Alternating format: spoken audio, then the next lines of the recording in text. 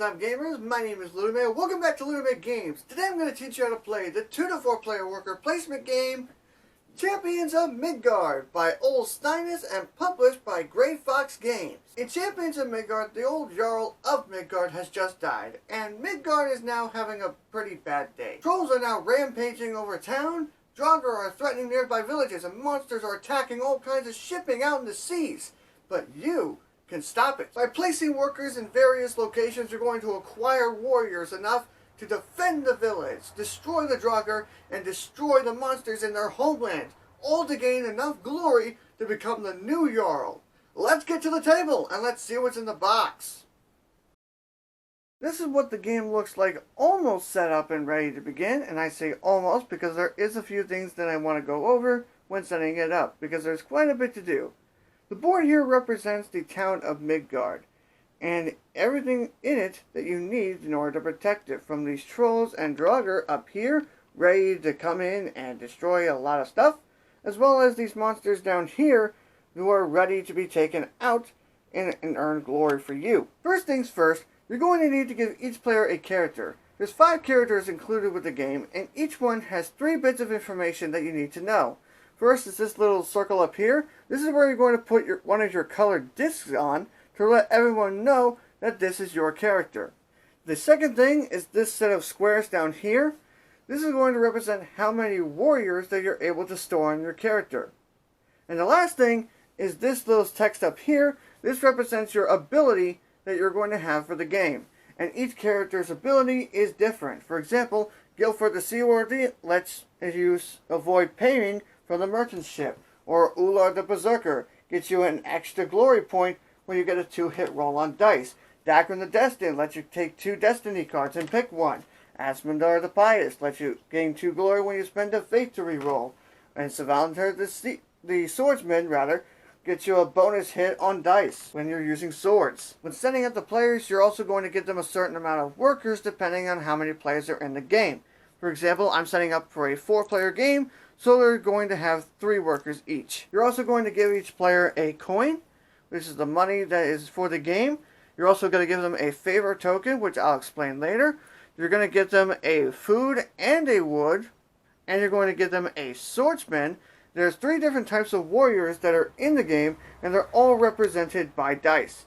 They're all over here. These are the swordsmen, these are spearmen, and these are axes. Each of these warriors have different sides to them. For example, the swordsman has a shield, 1 sword face, a double sword face, and then 3 blank sides. The spearman has a shield, 2 one-spear sides, 1 double spear side, and then 2 blank spots. And then the axes have 2 blank spots, 2 double axes, 2 single axes, but no shields. Each player also starts with what's called a destiny card. These are basically little endgame objectives that you have, whereas you manage to accomplish the goal by the end of the game, you're going to earn bonus points. For example, this one, Rune Master, says to have the most runes at the end of the game, and if you do, you will have 4 points. If you have the second most, you will get 2 points. So that's all the setup for the players, but there's still quite a bit of setup you need to do on the main board. For starters, there's these 2 decks up here. These are 2 of the 3 main enemies that you're going to be fighting in the game, the Troll and the Draugr. To set these up, you shuffle the cards for the dedicated monster in the area, you place the deck face down on the draw spot, and then you place 1 card face up for each of the empty spots for the dedicated monster. For instance, the Troll here only has 1 spot for it, so you will put 1 card in the Troll spot, while the Draugr has 2 card slots, so you will draw 2 cards and place them face up in these 2 areas. The next thing you're going to need is to set up these stackable resources. You'll notice that some of the spots on the board are in different colors, and that's because each of these have a different purpose. Colors that have a red spot, like these little ships down here, are representing the military or combat. The tan ones, like this one here, the Staff Church, is representing an action that you take instantly. And then these blue ones over here, like the ones that you get the warriors from, are also actions that you get instantly. However, these bots produce resources that can stack. And what stacking means is that if a round goes by and nobody, say for example, went to the blacksmith, then that would mean that another blacksmith die would be placed on that area. Or if nobody went to the hafter for a round, the hafter would get a second spearman. Essentially, the longer these areas stay empty, the more these are going to fill up until somebody places their worker there and takes them all. The merchant ship, however, is a little bit different. It's a small little deck of cards, and each of these has a different little ship on them. Each of these are going to cost a coin, and when you pay a coin, you get the resources that are printed on that ship. However, when these come up, any ships that were on it previously get replaced. For example, if this is the first round, this will be the current ship that is available. However, when the next round comes up, that ship is going to be replaced by the next one. Now to set up the merchant ship, you shuffle the small deck that the game comes with, and you place it on that spot, and then you take the top card and you flip it into the one spot that's available. This is going to represent the merchant ship that is available for the current round. Over here contain two decks of what's called the Destiny deck, which is what I've already showed you, as well as the Rune deck. To set these up, you take the Destiny deck and you simply just shuffle it up and place it down right on that spot. For the Runes, however, you shuffle the deck, you place it down here, and then you take the top two cards and you flip them over into the two available spots. There's two public longships that are included with the game. You're going to take these and you're going to place them in these two spots here along the shore. There's a deck called the Journey deck, which basically represents a series of challenges that you could end up facing while you're out on sea, attempting to go off to fight the monsters. For example, you can end up having it so there's nothing going on for you, or you can end up getting lost in a storm, or you can end up having no wind, or you could get lost, or you can end up in a whirlpool, or in a rare case, you might have to fight a kraken before you get there. To set up the journeys, you're going to need to take the journey deck, shuffle it up, place it here, and then you're going to take one journey card and place it on each of these slots here, depending on the number of players. For example, if this was going to be a 3 or 2 player game, then the fourth spot here would not be used because it's only used for a 4-player game. Then take the monster deck, shuffle it up, and deal a monster to each of the available slots, once again, depending on how many players are playing. The next thing you need to set up are the market stalls. There's a series of slots over here that are completely empty. That's what is reserved for the market stalls. There's two different types of these stalls. There are the economic types, and then there are the military types. So what you're going to do is you're going to, depending on how many players are in the game, you're going to set a certain number of economic and military tiles out on the board. These are going to represent extra spots that you can place your workers in. In the case of a 4-player game, you're going to place 2 military tiles and 2 economic tiles out here on the board. Since there are 4 of each kind, the market stalls will be different from game to game. Give the first player marker to whoever has earned glory in battle most recently, and you are ready to begin. On your turn, you're going to place one of your workers in one of the various spots on the board. Each of these spots is going to allow you to take an action, and when you go to there, nobody else can go to that spot for the rest of the round. There's a variety of actions you can take on the board, and I'm going to go through each one briefly. The hunting ground will allow you to roll your warriors to get food. The troll spot will allow you to fight the troll. The Draugr spots over here will allow you to fight a Draugr. One thing you need to keep in mind though, when you place a worker to fight a Draugr, a troll, or on the hunting grounds, you're not going to resolve those actions immediately. You are simply claiming the spot to let everyone know that you're going to fight them. I'll explain more about fighting the monsters in a little bit. If you go to the market, you can trade food, gold, and wood at a 1-to-1 ratio. If you go to the Jarl's Longhouse, you can take the first player marker from another player so that you can be the first player next round, and you will get a swordsman. If you go to the runesmith, you will get a rune. The rune is basically a card that can get you a benefit later on in the game.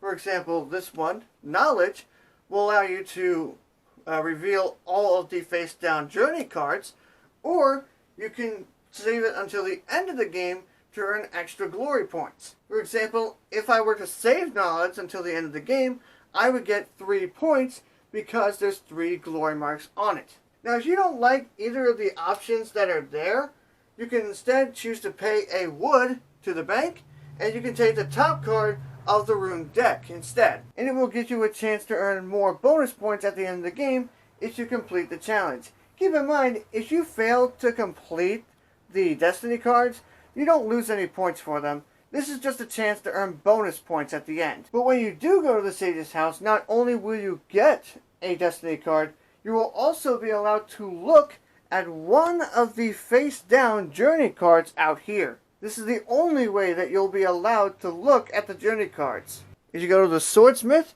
you will get all the swords that are in the area. If you go to the hafter, you get all the spears that are there. And if you go to the blacksmith, you get all the axes that are there. If you go to the smokehouse, you get all the meat that's there. If you go to the merchant ship, you're going to pay a coin back to the bank, and you're going to take everything that is on that merchant card. For example, this one has 2 food and a wood.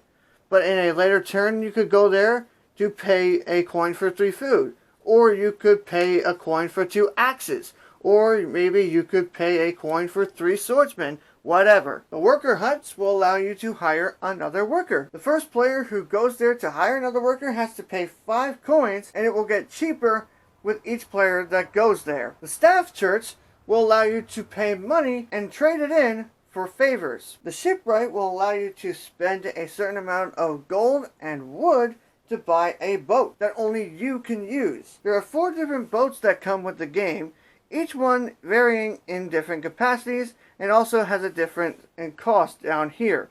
For example, the smallest one just costs a gold and a wood, while the largest one costs 2 gold and 2 wood. And the reason why there's a difference between them is because of their capacity. Each ship has a certain capacity that it can hold. For example, the Drekar, the biggest ship that a person can buy, is 8. However, the smallest one has a capacity of 6. However, there are these public longships out here that anybody can use as long as they can pay for them. Now, the smaller public longship that has a capacity of 5, that's free to use. Anyone can go up and take that.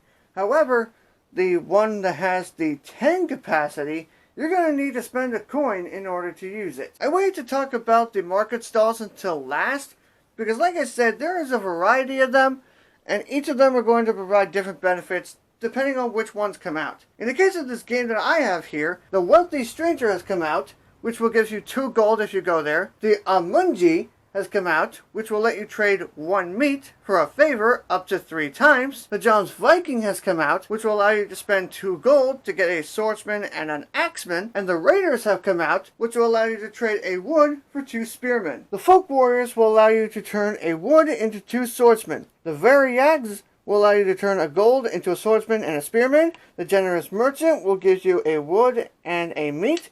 And the Skulls will give you 2 points. One thing I forgot to mention, when you want to go sailing out to fight a monster using either your own ship or when using one of the public ships, you have to immediately send it out into one of the open spaces next to the monsters. But you do not fill it up yet. I will get to that in a moment. If you find that there are no places that you can put a worker down, or you don't want to put a worker down, then you're going to have to beg. To do that, you basically take one of your workers and you put it sideways on your player board. You're going to end up getting a blame token for it, but you will also get a food. When all the players have assigned their workers to places, you move on to a phase that's called Assign Warriors. When that happens, everyone who is in a combat situation is going to assign how many warriors they want to fight there. For example, the red is in the hunting grounds, so they're just going to assign an axeman there. The red also wants to fight the troll. Maybe he'll put an axeman and 2 swordsmen. The green is fighting a draugr. He'll put 2 axemen. The blue is also fighting a draugr. He'll place 2 spearmen. When assigning warriors to fight out on the sea, you're not only going to have to assign the warriors to your ship, you're also going to need to assign food to them. Considering you're basically leaving your home to go fight the monsters in their homeland, you're obviously going on a long journey, so you need food for the trip. 1 piece of food will feed a certain number of warriors depending on where you're going. If you're going on a journey in one of these 2 areas, 1 food will feed 2 warriors.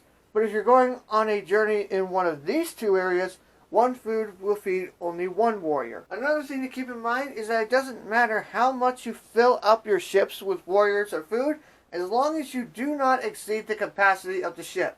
For example, I'm using the small public longship, which has a capacity of 5, which means I cannot have any more than a combination of 5 warriors and food. After all the warriors have been assigned, we then move on to the combat resolution phase. When this happens, we simply just start at the area here, and then go on this way. Red is in the hunting grounds. He will roll the die.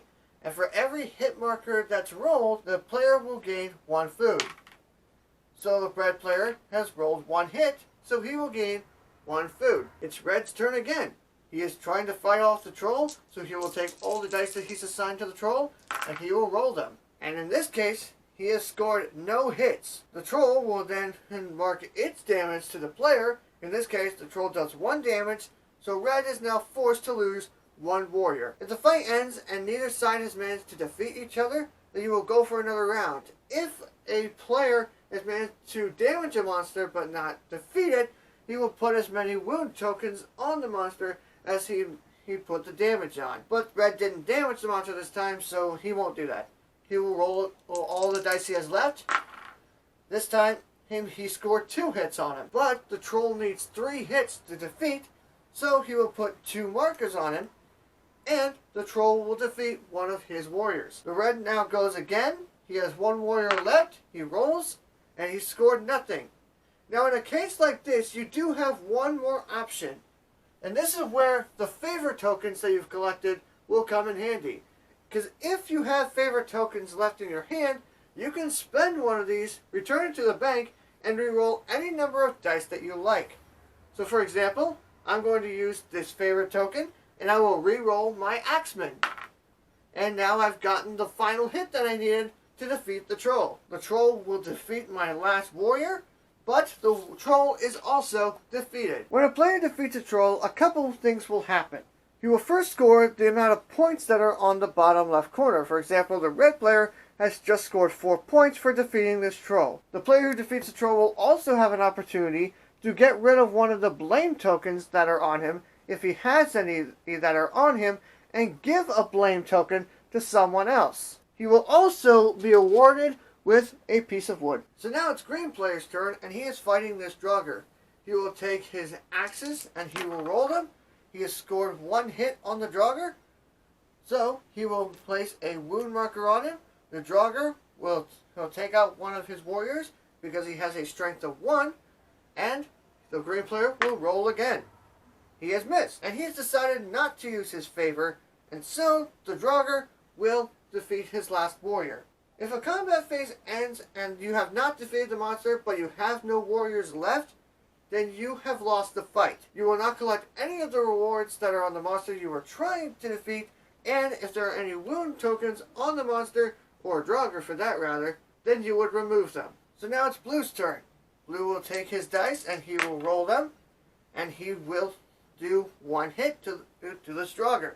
But he has a defense of 3, so he'll just simply take a damage, and he will do 2 damage to the player. Now normally that would mean that he would lose 2 warriors, but he is going to spend his favorite token to re-roll his other die, hopefully getting a 2 to allow him to continue. And he did not. He only got 1. So he would do a 2nd damage to the Draugr, but it is not enough, so the Draugr has won the fight, because the Draugr's strength of 2 defeats both of his warriors. But if a player was able to defeat a Draugr, then he does the similar thing to when someone defeats a troll.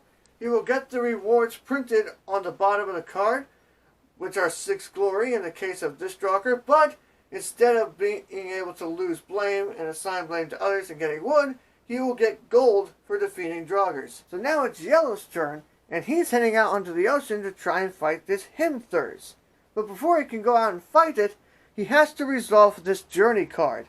So what they do is that they basically take the journey card, flip it over, and they basically do whatever it says. Now, sometimes it'll be like this one, all's quiet, which means that he can just proceed as if nothing is wrong. After you resolve the journey card, you are then going to feed the warriors on your ship. Thankfully, I have one food for my 2 warriors, so I just simply return that food to the supply, and I'm good to go. But if I had not had the food to feed them, let's say I ended up in a storm and I lost my food, that would mean I don't have the food needed to feed these 2 warriors, so that would mean that both of these warriors ended up starving and basically died on the trip.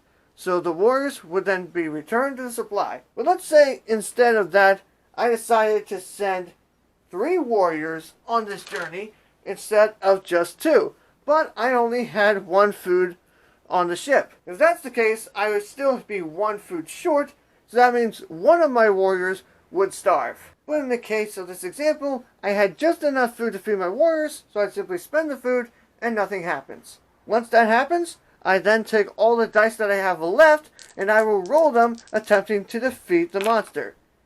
So in this case, I have rolled 1 hit with my spearmen. The Himthurs only has 1 health, which means I've successfully defeated the Himthur. However, he has 3 damage on him, so that means he would do 3 damage to me, meaning that all my warriors have been destroyed. But regardless of whether or not my warriors have been destroyed, as long as you have dealt enough damage to defeat the monster, then you win the fight.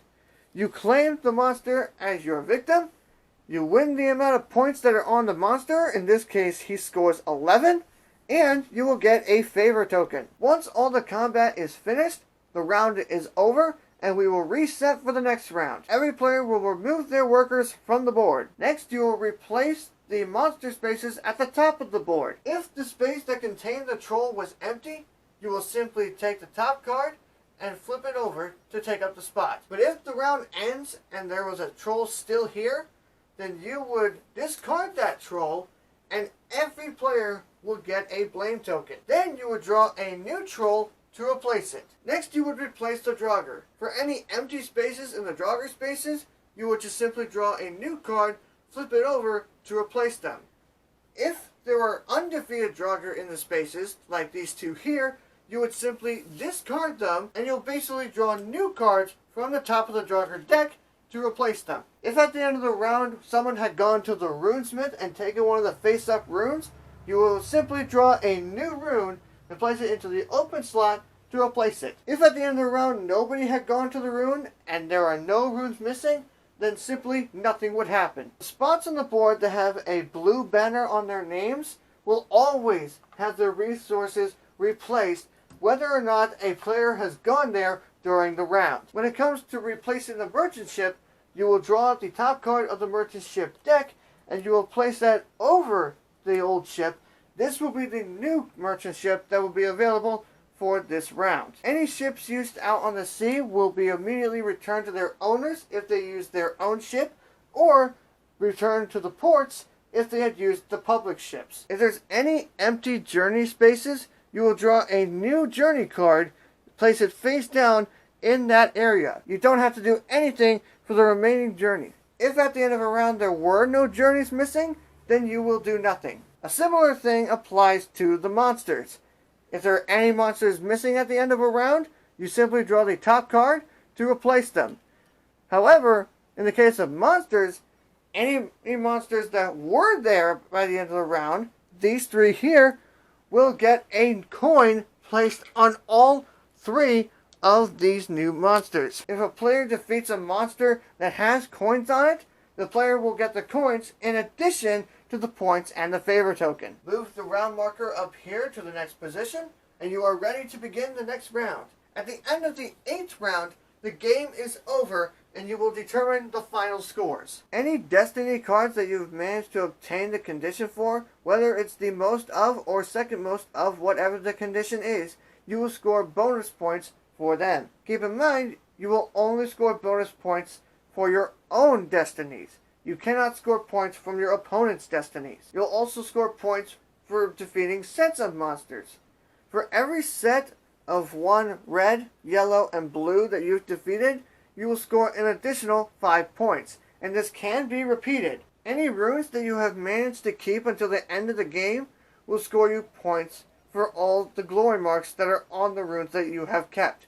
For example, this one here, I have kept to the end of the game, so I will score 2 glory points. If you manage to obtain your own ship, you will score glory points depending on the kind of ship that you have built. Every favor token that you have at the end of the game is worth 2 points each. Every set of 3 gold that you have at the end of the game is worth 1 point each. And lastly, you will lose points for the amount of blame that you have. There's a chart in the rulebook that defines how much blame you'll lose depending on how many tokens you have. You calculate your total points, and whoever has the most points is the winner of the game and is declared the new Jarl. If there's a tie, whoever defeated the most enemies in total is the winner. If there's still a tie, then the players share the victory. And that's everything you need to know in order to play Champions of Midgard. As always, if you have any questions at all, feel free to leave them in the comments below and I will get to them. Thank you all as always so much for watching. I hope you enjoyed this video. If you did, give it a big thumbs up. That means a lot to me. If you like what I do and you want to support me in the future, please feel free to hit subscribe. And I will see you all in the next video. But until next time, see you later!